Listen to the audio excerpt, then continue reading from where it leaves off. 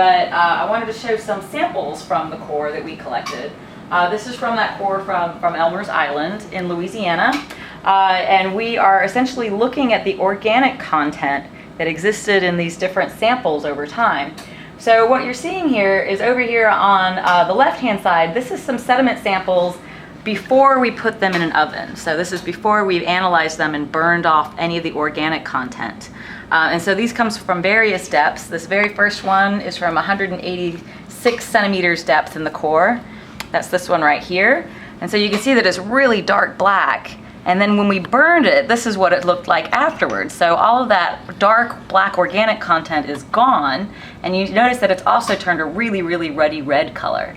So this is kind of indicating that one, it's burned away a lot of organics, and that also there's a lot of iron in there that's kind of oxidized in that particular sample.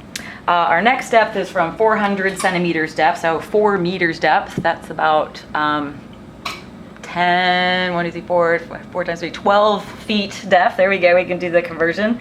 And this is before we've burned it and then after. So you can see that it's kind of changed color a little bit from a gray to a tan, where it's oxidized some of the aluminum in there, but not so much of a distinct color change. And there wasn't nearly as much dark organics in that sample to begin with. And the same for our last sample, which was at about 4.5 meters depth at the base of the core. And this is the same sample.